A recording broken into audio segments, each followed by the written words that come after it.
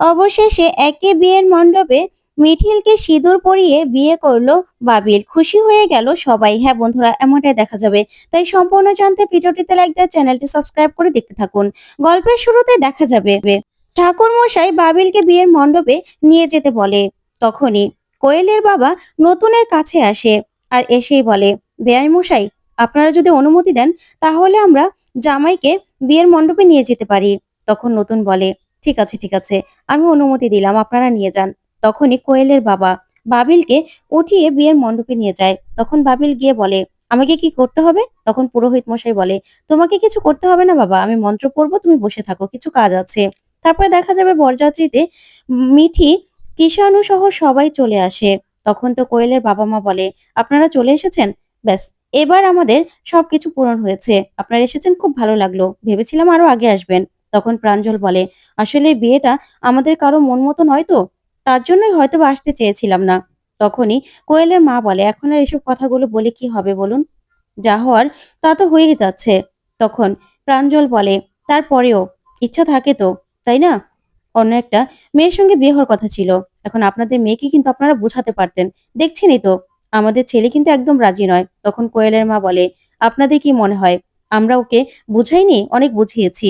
তখন কোয়েলের বাবা বলে, আসলে আমাদের না এই পরিবার আর ছেলে দুজনকে খুব পছন্দ হয়ে গেছে। এখন কি করব? তাই তো মেয়েকে অনেক বুঝিয়ে আমরা রাজি করলাম, শেষ পর্যন্ত রাজি হলো। তখন তো কোয়েলের বাবার মুখে এমন কথা শুনে চমকে যায় সবাই। তখন অবাক হয়ে তাকিয়ে থাকে। তখন নতুন বলে ওঠে, আপনারা রাজি করিয়েছেন মানে? এটা কেমন কথা? তার মানে কোয়েলকে বিয়েতে রাজি ছিল না? তখনই কোয়েলের মা বলে, তুমি কি যে বলো না, তোমাকে এই জন্যই কোনো কথা বলতে বারণ করি। না না, আপনারা ভুল ভাবছেন, ওরকম কিছুই না। আসলে আমরা তো এরকম পরিবারই পছন্দ করি। শেষ পর্যন্ত মেয়ে এরকম পরিবারে আসতে পেরেছে, সেটাই বলছিল ও আর কি। ওর কথার মানে না ওরকম ভাবে ধরবেন না। ওর কথা আমরা সবাই তেমন ভাবে ধরি না, ও না গুছিয়ে কথা বলতে পারে না। তখন প্রাঞ্জল বলে, আপনার কথার সঙ্গে কিন্তু ওনার কথার কোনো কিন্তু মিল নেই। কারণ ওনার কথায় কিন্তু এটা মনে হয়নি যে উনি এই কথাটাই বলেছে। তখন কোয়েলের মা বলে, হ্যাঁ হ্যাঁ, ও এই কথাটাই বলেছে। তখন নতুন আর কিছুই বলে না। তখন কোয়েলের মা বলে, আপনারা ভাববেন না, আমার মেয়ে কিন্তু খুব লক্ষ্মীমন্ত, খুব ভালো মেয়ে, আপনাদের খুব ভালো রাখবে। তখন বুবলাই বলে, আচ্ছা, এবার তো বিয়ের লগ্ন চলে আসলো, এবার তাড়াতাড়ি বিয়েটা শুরু করলে হয় না? ওইদিকে ঠাম্মিরা বয়স্ক দুজন আছে, মা ওনাদেরকে একাই সামলাচ্ছেন, আমাদেরকে তো আবার বাড়ি ফিরতে হবে, তাই না? তাই বিয়েটা যত তাড়াতাড়ি হয়ে যায় ততই ভালো। তখন কোয়েলের মা বলে, হ্যাঁ হ্যাঁ, আমরা এখনই এখনই মেয়েকে আনছি। তখনই কোয়েলের বন্ধুরা আসে। আসলে কোয়েলের মা বলে, এ কি, কোয়েল কোথায় রে? তখন কবিতা বলে, আন্টি, কোয়েলকে তো কোথাও পাচ্ছি না। ও নাকি বর দেখতে এসেছিল, কিন্তু ও তো এখন ওর ঘরে নেই, আর ও তো এদিকেও নেই। তখন কোয়েলের মা বলে, কি বলছিস তুই? ও বর দেখতে এসেছিল মানে? তখনই কমলিনীর মা বলে, আপনাদের মেয়ে বর দেখতে এসেছিল? এটা আবার কেমন নাটক আপনাদের মেয়ের? আপনাদের মেয়ের কি কোনো বুদ্ধিশুদ্ধি নেই নাকি, যা সব কাণ্ড করছে? তখন কোয়েলের মা কিছুই বলে না, চুপ করে থাকে। তখন রেশমি বলে, মা কি যে বলেন না, আজকালকার ছেলে মেয়ে ওরা ওরা নিজেদের পছন্দ মতো ওরা বিয়ে করছে, আর নিজের বর নিজে দেখবে না, সেটা কি হয় নাকি? আপনারা না সব ব্যাপারে একটু বেশি বাড়াবাড়ি করেন, আমি বুঝতে পারি না।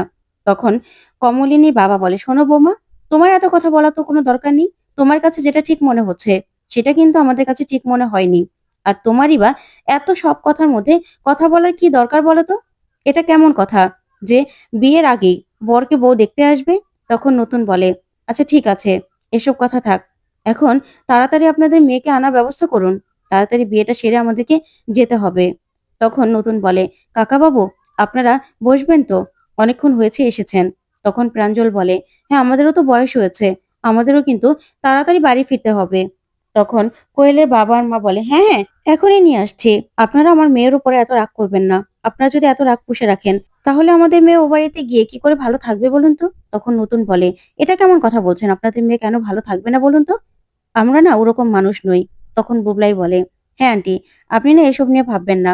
তখন অয়নদীপ বলে, যে বিয়ে নিয়ে এত কিছু, এখন এত দেরি হচ্ছে কেন সেটাই তো বুঝতে পারছি না। কনে কোথায়? কনেকে নিয়ে আসার ব্যবস্থা করুন, বিয়েটা তাড়াতাড়ি করে মিটে যাক। তখন কোয়েলের মা বলে, হ্যাঁ, এখনই এখনই নিয়ে আসছি, আপনাদের সবাইকে না আমাদের ভীষণ ভালো লেগেছে। তখন বর্ষা বলে, হ্যাঁ দেখছেনই তো কি পরিস্থিতি, কিন্তু আস্তে আস্তে সব ঠিক হয়ে যাবে। আপনারা কোয়েলকে নিয়ে ভাববেন না। আর আপনাদের মেয়েকে না কেউ জ্বালাতেও পারবে না। তখন নতুন বলে, তাই তো, আপনাদের মেয়ে না ওরকম মানুষই নয়। সবকিছু নিজেই ঠিক করলো দেখলেন না? তখন কমলিনীর বাবা বলে, আমাদের তো বয়স হয়েছে, একটু মেয়েকে তাড়াতাড়ি নিয়ে আসলে ভালো হয়। বিয়েটা তাড়াতাড়ি মিটিয়ে নিয়েই আমরা চলে যাব। তখন কোয়েলের মা বলে, হ্যাঁ, হ্যাঁ, আমরা নিয়ে আসছি। চিন্তা করবেন না। তারপরে রেশমি বলে, আমি আমি বাবিলের মামি, একমাত্র মামি। জানেন তো মামাবাড়িতে ওরা ৩ ভাই বোনই না প্রচন্ড আদরের। তারপরে রেশমি বুবলাই আর বর্ষার সঙ্গে ওনাদের পরিচয় করিয়ে দেয়। আর বলে যে এই হলো বাবিলের বড় ভাই আর বড় ভাইয়ের বউ। তখন কোয়েলের মা বলে, হ্যাঁ, হ্যাঁ, ওদের সঙ্গে আমাদের তো পরিচয় হয়েছে। তখন রেশমি বলে, আর এটা হলো মিঠি, সবথেকে আদরের ছোট মেয়ে। মিঠি, যাও ওনাদেরকে প্রণাম করো। তখন মিঠি বলে, শোনো মামি, আমি না ওরকম বাধ্য মেয়ে নই যে তোমার কথা শুনে আমি যাকে তাকে প্রণাম করব। আমার যাদের ভালো লাগবে আমি তাদেরকে প্রণাম করব। আর যাদের ভালো লাগবে না তাদেরকে আমি প্রণাম করব না। তোমার কথাতেই আমি কেন প্রণাম করতে যাব বলো তো? আমি কি নার্সারির বাচ্চা নাকি?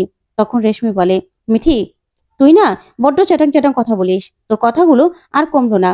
নেহাতি একটা ভালো ছেলে পেয়ে গেছিস, সেই জন্য বেঁচে গেছিস। না হলে তোর কপালে না কেউ জুটতো না। তখন কিষাণু বলে, ভালো ছেলে মানে কি বোঝাতে চাইছেন মামি আপনি? শুনুন, মিঠি না ছোট বাচ্চা নয়। ও কাকে শ্রদ্ধা করবে না করবে সেটা ওর ব্যাপার। আর হাত দিয়ে প্রণাম করলে যে শ্রদ্ধা করা হয় এরকম কিছু নয়। শ্রদ্ধা আসে মন থেকে। তাই আপনি না এই কথাগুলো ভুল বললেন।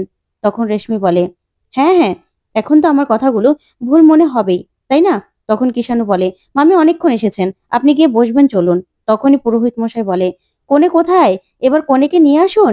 ওইদিকে মিঠিলের কাছে যায় কুর্চি। তখন কুর্চি গিয়ে বলে, মিঠিল, তুই এখানে বসে আছিস? তখন মিঠিল বলে, হ্যাঁ, হ্যাঁ পিসিমণি, আমি বসে আছি এখানেই। তখন কুর্চি বলে, আচ্ছা তুই এখানে কেন এসেছিস? বল তুই কেন এসেছিস? তখন মিঠিল বলে, কোয়েল আসতে বলেছিল, সেই জন্যই তো আমি আসলাম পিসিমণি। আর তাছাড়া কোয়েলের সব কথাই তো রাখছি। আর এটাই বা না রেখে কি হবে? তখন কুর্চি বলে, মানে তুই কি এখন বিয়ের মণ্ডপেও যাবি নাকি? নাকি তুই এখানেই বসে থাকবি? তখন মিঠিল বলে, না, না, আমি তো বিয়ের মণ্ডপে যাব। কারণ কোয়েল চায় ওর বিয়ের মণ্ডপে যেন আমি গিয়ে সামনে দাঁড়াই। তাহলেই নাকি ওর ভালো লাগবে। তখন কুর্চি বলে, কি বলছিস তুই? মেয়েটা মেয়েটা কি তোকে ইচ্ছে করে কষ্ট দিচ্ছে নাকি? তখন মিঠিল বলে, না, না পিসিমণি, কেউ কষ্ট দিতে চাইলে কি আর হবে নাকি? আমাকেও তো কষ্ট পেতে হবে। আমি যদি নিজে থেকে কষ্ট না পাই তাহলে ও কি করে আমাকে কষ্ট দেবে? তখন কুর্চি বলে, বুঝতে পারছি তো। না হলে এইভাবে এইভাবে তোকে এখানে কেন আনলো বলতো? তুই কেন আসলি? বাবিলটা না খুব কষ্ট পাচ্ছে। তখনই তখনই মিঠিল বলে, থাক না পিসিমণি, এসব কথা বাবিলের কথা নাই বললে। তখন কুর্চি বলে, কেন? এতক্ষণ তো কোয়েলের কথা বললাম, কই তুই তো কিছু বললি না। আর এখন বাবিলের কথা বলাতেই তুই এই কথা বললি কেন? তখন মিঠিল বলে, ওটা না ঠিক হয়ে যাবে, তুমি চিন্তা করো না। এই তো আজকে বিয়ের পরেই বাসরেই দেখবে সবকিছু ঠিক হয়ে যাবে। তখন কুচ্চি বলে, কি করে বলছিস তুই? হয়তোবা তোর কথা ঠিক, জানি না। তবে আমার মনে হচ্ছে তোরও না ছেলেটাকে দেখলে খুব কষ্ট হতো। তখন মিঠিল বলে, না গো পিসিমণি, এখন আর কষ্ট হয় না। আর কোয়েল কে বলো? কোয়েলকে তো আমি চিনিও না, মাত্র ২ দিন আগে পরিচয় হলো। ও আমার জন্য কত কিছু করলো দেখো না। এই যে আমি যে শাড়িটা পরে আছি, এই শাড়িটাও তো ওই আমাকে দিল। বলল যে ওর বিয়েতে যেন আমি শাড়িটা পরি। তখন কুর্চি বলে, ও দিল আর তুই এই শাড়িটা পরে নিলি? তখন মিঠিল বলে, হ্যাঁ পরে নিলাম। আমি পরতে চাইনি, তারপরেও আমি পরে নিলাম। কারণ ও চেয়েছিল যেন ওর বিয়েতে আমি সুন্দর করে সাজি। আর তাছাড়া ওকে তো আমি একা সাজিয়ে দেইনি, ও তো আমাকে সাজিয়ে দিয়েছে। দেখো না কত সুন্দর করে সাজিয়ে দিয়েছে। তখন কুর্চি বলে, তুই কি যে করিস না মিঠিল, আমি না সত্যি সত্যি ভাবতে পারছি না। আর ওই মেয়েটা এমন ভাবে এমন ভাবে সবকিছু করছে না, কি বলবো। তখন মিঠিল বলে, পিসিমণি, তুমি না চিন্তা করো না, কোয়েল সবটা সামলে নেবে। কারণ বাবিল এখানে আসার আগেও না দেখেছি তো কোয়েলকে ফোন করেছিল। সেটার আমার কাছে প্রমাণ আছে। কোয়েল তো বলল সবার সামনে যে ওর হবু বর নাকি ওকে ফোন করেছে। তাহলে কি করে ও খারাপ থাকবে বলো তো? তখন কুচ্চি বলে, আসলেই মিঠিল, আমি না নিজেই মাঝে মাঝে ভাবি যে আমি কত বোকা। আমি আসলে মানুষকে বিশ্বাস করে ফেলি। না হলে বাবিল আমাদের সামনে এরকম করছে, আবার কিনা আড়ালে আড়ালে কোয়েলকে ফোনও করছে।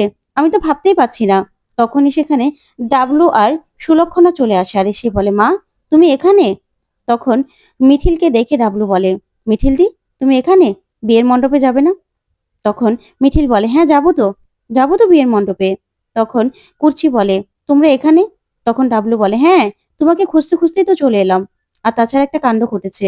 তখন মিঠিল বলে, আবার কি হলো? কি হয়েছে? তখন ডাবলু বলে, জানো তো কনেকে না কোথাও পাওয়া যাচ্ছে না। তখন মিঠিল বলে, পাওয়া যাচ্ছে না মানে? ও তো এতক্ষণ এখানেই ছিল।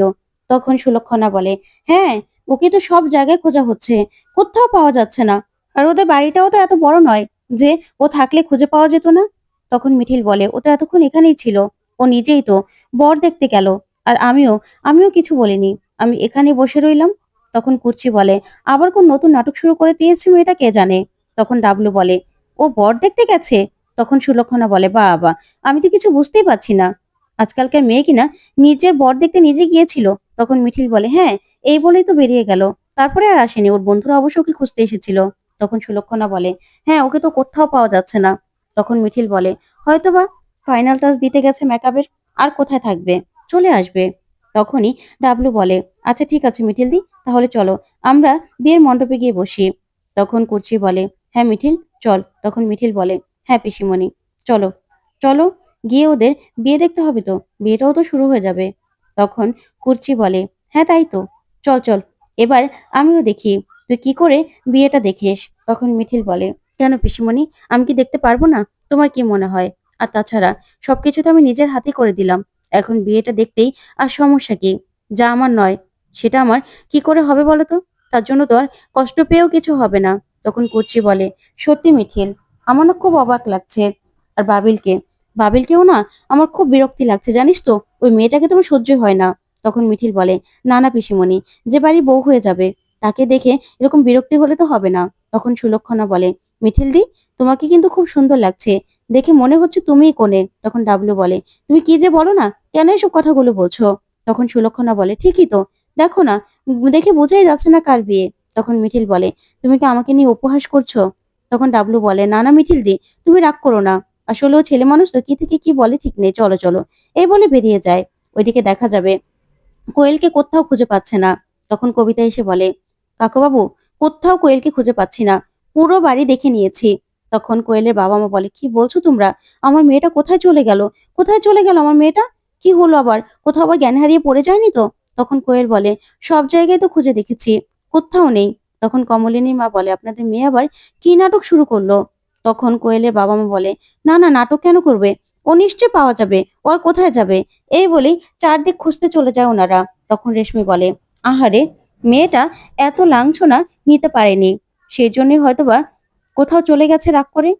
তখন তো এই কথাতেই কুর্চি কুর্চি প্রচন্ড ভাবে রেগে যায় আর বলে, রেশমি বৌদি এটা কেমন কথা বললে তুমি? লাঞ্ছনা মানে? কে ওকে লাঞ্ছনা দিয়েছে? আর কেই বা ওকে কি বলেছে যে ও চলে যাবে? ওরকম না কিচ্ছু ঘটেনি যে ও চলে যাবে। তখন রেশমি বলে, বাবা কুর্চি, তোমার গায়ে এত লাগছে কেন? তুমিই বা এই কথাতে এত রিয়েক্ট করছো কেন? তখন কুর্চি বলে, শোনো, এখানে এসে না একদম বাড়তি কথা বলবে না, তাহলে কিন্তু আমি একদম মেনে নেব না রেশমি বৌদি, আমি বলে দিলাম। তখন নতুন বলে, আহ রেশমি বৌদি থামুন না, এমনিতেই মেয়েটাকে পাওয়া যাচ্ছে না। তখনই বাবিল ছুটে আসারে সে বলে, কি হয়েছে? তখন মিঠিলকে চোখের সামনে দেখে বাবিল তাকিয়ে থাকে, আর মিঠিলও তাকিয়ে থাকে। তখন মিঠিল চলে যেতে লাগলে কুর্চি বলে, দাঁড়া মিঠিল, তুই কোথাও যাবে না। তখন বাবিলকে কিষানু আর মিঠি বলে, তোর বউকে না পাওয়া যাচ্ছে না, মানে সে কোথায় কেউ বলতে পারছে না, সে একদম মিসিং। তখন বাবেল কিছুই বলে না, চুপ করে দাঁড়িয়ে থাকে। তারপরেই নতুন বলে, আচ্ছা মেয়েটা কোথায় চলে গেল কিছু তো বুঝতে পারছি না। তখন বুবলাই বলে, সেটাই তো, কোথায় চলে গেল কাউকে কিছু না বলে? ও আবার জ্ঞান হারিয়ে ফেলেনি তো সত্যি? তখন মিঠিল বলে, কই, ওকে না দেখে তো মনে হলো যে ও ঠিকই আছে, ওকে তো আমিই সাজিয়ে দিলাম। আর তাছাড়া ও নিজেই তো বর দেখতে চলে এলো ছুটে ছুটে। আর বাবিল তো এখানে আসার আগে কোয়েলকে ফোনও করেছিল, তাহলে এখন আবার কোথাও চলে যাবে বা কেন, আর অসুস্থ হয়ে যাবে কেন? তখন বাবিল বলে, কি বলছিস তুই? আমি না কাউকে ফোন টোন করিনি, বুঝতে পেরেছিস, আমার কারোর সঙ্গে কথা হয়নি। তখন মিঠিল বলে, শোনো, যার সঙ্গে তোমার বিয়ে হচ্ছে তাকে তুমি একটা ফোন করবে, সেটাও আবার স্বীকার করতে পারবে না, এটা কেমন কথা বাবিল? তখন বাবিল বলে, আমি বললাম তো আমি কাউকে ফোন টোন করিনি। তখন কুর্চি বলে, আচ্ছা ঠিক আছে ঠিক আছে, হয়েছে, তুই কাউকে ফোন করিসনি, হয়েছে তো, এবার এবার অন্তত চুপ করে থাক। তখন প্রাঞ্জল বলে, আচ্ছা বাবিল হয়েছে তো, এবার বিয়েটা তো হচ্ছেই, তাহলে এসব কথাগুলো বলে আর এখন কি হবে? এসব কথাগুলো ছাড়ো না। এখন মেয়েটাকে খুঁজে পাওয়া যাচ্ছে না, সেটার দিকে সবাই ফোকাস করো। তখন বাবিল বলে, ছোট দাদু, আমি তো অন্য কিছু বলছি না। আমাকে এই প্রসঙ্গে যে কথাটা বলা হলো সেটারই উত্তর দিচ্ছি। আমি কাউকে ফোন টোন করিনি, কারোর সঙ্গে আমার কথা টথা হয়নি। তখনই কবিতা আসে, এসেই বলে, মিঠিল দি, কোয়েলকে কোথাও খুঁজে পাওয়া যাচ্ছে না, তবে তোমার নামে একটা চিঠি রয়েছে। সেই চিঠিটাই টেবিলের উপরে পেয়েছি। তখন মিঠিল বলে, আমার নামে চিঠি মানে? তখন কোয়েলের মা কাঁদতে থাকে আর বলে, আমার মেয়েটা কোথায় চলে গেল?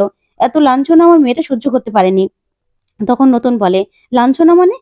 এই শুনুন শুনুন, আপনার মেয়ে, আপনার মেয়েকে কে কি বলেছে? আপনার মেয়ে কি সেই মানুষ নাকি? আপনি প্লিজ এসব কথাগুলো একদম বলবেন না। তখন তো কোয়েলের মা জব্দ হয়ে যায়। তখন নতুন বলে, হ্যাঁ তাই তো, আপনার মেয়ের কথা মতো সবকিছু রেডি করা হয়েছে, এখানে সবকিছু রেডি, তারপরেও আপনার মেয়ে কোথায় চলে গেল? তখন প্রাঞ্জল বলে, হ্যাঁ তাই তো, আবার আপনারা কিনা এসব কথাগুলো বলছেন? তখন কোয়েলের বাবা বলে, আমাদের মেয়ে কোথায় চলে গেল?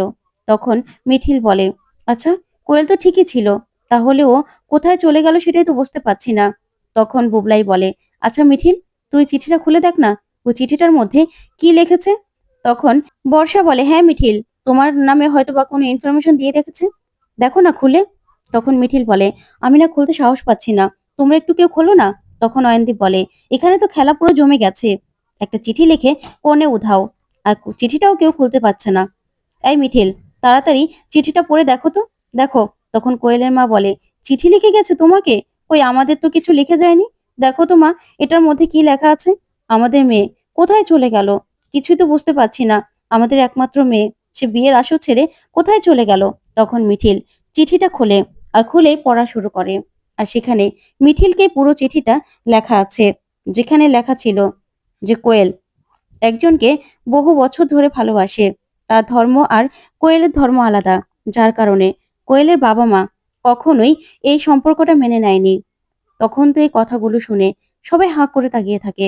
তারপরে মিঠিল পড়তে থাকে চিঠিটা, সেখানে আরো লেখা থাকে যে বাবিলের সঙ্গে কোয়েলের কোনো রকম কোনো শারীরিক সম্পর্ক হয়নি, আর কোয়েলের সঙ্গে বাবিলের কোনো সম্পর্ক ছিল না। সেই ছেলেটাকে কোয়েলের বাবা মায়ের জন্য এই রাজ্য ছেড়ে চলে যেতে হয়। কিছুদিন আগেই সেই ছেলেটা এখানে আসে, আর ছেলেটা জানায় যে কোয়েলকে ছাড়া সে কাউকে আর বিয়ে করতে পারবে না, কারোর সঙ্গে যাবেও না। তার জন্যই তার জন্যই কোয়েলও ওই ছেলেটাকে ছাড়া থাকতে পারবে না, এই জন্য বাবিলকে ইউজ করে। আর বাবিল বাবিল একটু অন্যরকম, তাই বাবিলকে ব্যবহার করে বিয়ের অনুষ্ঠানের জন্য, যাতে ও পালিয়ে যেতে পারে। তখনই কোয়েল দেখতে পায় যে মিঠিলকে বাবিল খুব ভালোবাসে, আর মিঠিল আর বাবিলের ভালোবাসা দেখে কোয়েল খুব খুশি হয় আর বলে, আমি সত্যি খুব খুশি মিঠিল, যে তোমাকে বাবিল এতটা ভালোবাসে। এই বিয়ের মণ্ডপেই তুমি আর বাবিল বিয়ে করে নিও, এটাই তোমার জন্য আমার কাছ থেকে দেওয়া সব থেকে বড় গিফট। আমার বাবা মা না মেনে নেয়নি, আসলে আমি প্রেগনেন্ট ঠিকই, কিন্তু আমার বয়ফ্রেন্ডের সঙ্গে, আমার বাবিলের সঙ্গে কোনো কিচ্ছু হয়নি। তখন তো কোয়েলের মা কাঁদতে থাকে আর বলে, আমার মেয়েটা চলে গেল, আমাদেরকে এইভাবে রেখে চলে গেল।